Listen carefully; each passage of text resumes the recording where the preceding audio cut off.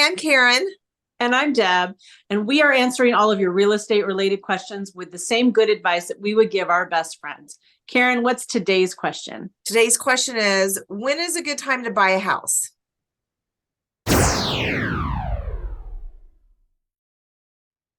So we are recording this on March 17th, right? And I think it's March, yes, because it's St. Patrick's Day. And I know Karen wore the green. I had the inner turmoil, green for St. Patrick's Day or red because IU men play tonight in the NCAA tournament and IU women play in the morning, crazy early at 11:30. And I decided to show my school spirit. So we're doing the Christmas tree thing today. So also Lawrence North. Did you ever? I went to Lawrence Central. Okay. So Lawrence North was like our rival school, and they were red and green were their colors. That's so we called their marching band the Marching Christmas Trees. Sorry if anybody went to Lawrence North, but anyways. Okay, when should I buy a house? This is a question we get asked a lot, and it's kind of a trick question because we, as real estate professionals, loan professionals, what do I call you? Mortgage professionals. Mortgage professional. Okay. Yeah. I lump you in under real estate professionals. But anyways, we have to drill down and try and understand why exactly you're asking the question or what you're getting at, because there's really kind of three answers to when is the right time or when is a good time to buy the house. A lot of times people are asking about the market cycles. So we're going to talk about that. But sometimes they're also talking about financial, like right now, again, we keep talking about interest rates. So like, when is the right time? When are interest rates going to be low? That kind of thing. So that's behind the question. And then sometimes it's just personal, like when is it right for me to buy a house? So we're going to talk about all three of those things today. Karen, just chime in because otherwise I'm just going to keep going. No, keep going.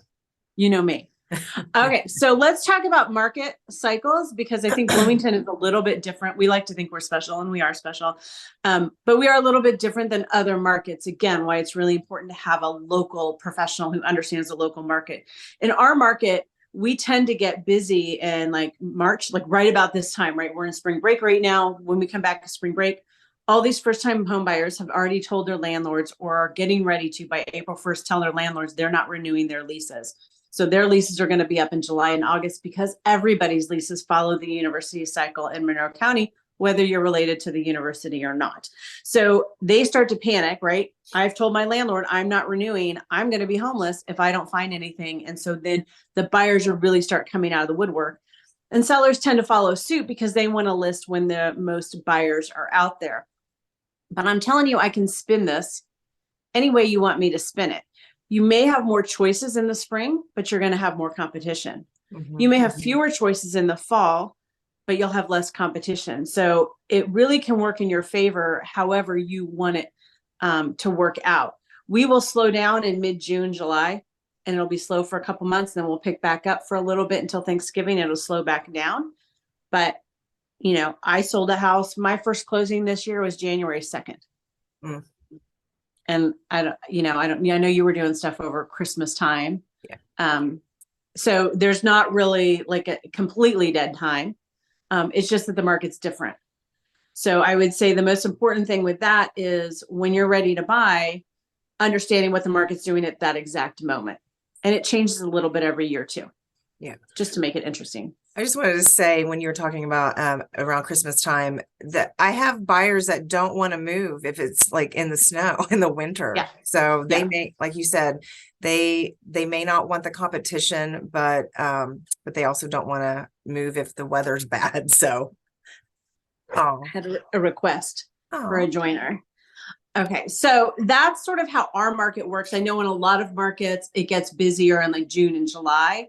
And that's just not it tends to be like August tends to be our slowest month to me, even over December sometimes because everybody's gone in July. So understand the local market and how that plays into your strategy. I'm very big on strategy. Let's talk a little bit about the financial timing, because that's one. Karen, are you getting that a lot now? Like, well, maybe I should just wait, interest rates, blah, blah, blah.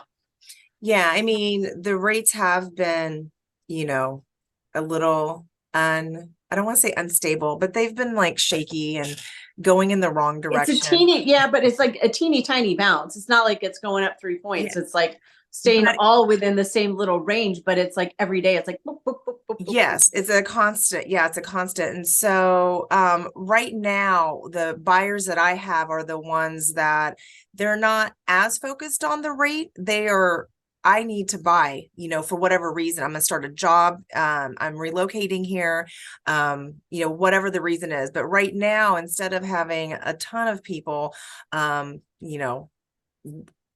all searching but no inventory, I just have the people who are like, I need to be moving, I need to be buying something, and they're not even, I don't want to say they're not worried about the rate, but they're concerned about it. But if the payment fits their, fits what they can afford, then they're still looking. Still out there. And they know, I'm assuming you've probably had conversations with almost all of them, that they can always refinance when the rates go down. Yeah, absolutely. So again, in terms of timing, what I'm finding right now is that in certain price points, you have a little bit more negotiating power as a buyer than you did in previous years. So even though the interest rates are a little bit higher, you can negotiate a little bit more, and then you can always refinance and take advantage. And I know we've talked about this before. There are still price points I'm finding under 250, sometimes even under 300, where we're still getting multiple offers, and it's kind of crazy. So again, having a local, it's going to be my theme. I'm going to bash it into your heads over and over and over again. Having local professionals who know the local market and can give you advice based on what is happening this week in real estate, because sometimes it can change that quickly. Time out. I think another episode, we need to talk about why people wouldn't use somebody local, because that makes zero sense to me. Like, why would I want to find a home and use someone, an agent that doesn't even live or know the market? So anyways, for another episode. Well, and as an example, I'm showing a house tomorrow that in my opinion is way underpriced, came on the market, and I'm like, that's a deal that's going to get massive heat and massive attention, and it's a out-of-town realtor. And so all I can think of is, well, they must not really know what that house could sell for. And that kind of makes me sad for the seller. All right. But that'll be we'll do that next week. Future. Perfect. Yeah. Okay. Somebody write that down. Yeah. Oliver, you write that down. You got that, Oliver? Okay. The last one I want to talk about, oh shoot. Hey, no, sorry. Let's not do that, is personal timing. And when is the right time for you?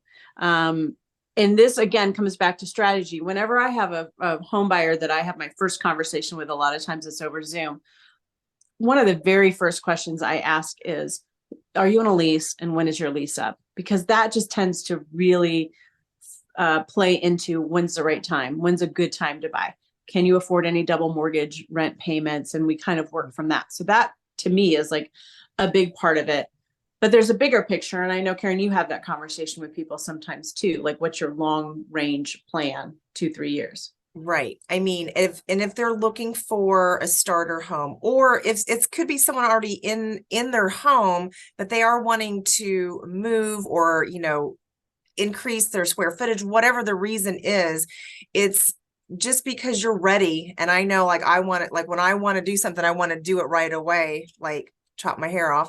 So, but it's kind of like, what is your long-term goal? Because you may want to sit this out for a minute and let things start to build back up, or save additional money to have a larger down payment. I mean, there's so many different things. So definitely knowing what someone's long-term goals are, because you don't want to be rushing into it because everyone else around you is excited and hot for the market. So yeah, it's not like, well, I'm 27 now and all my friends are buying houses, and so I guess that's what I should do.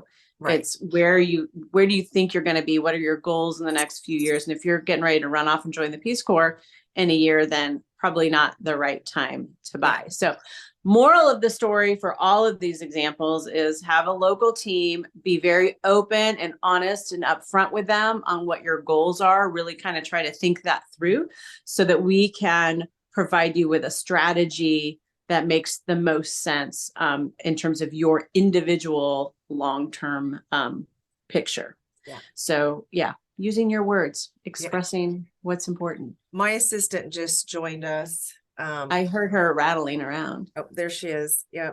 I can't lift her. I can't lift her up like you can with you. I like that.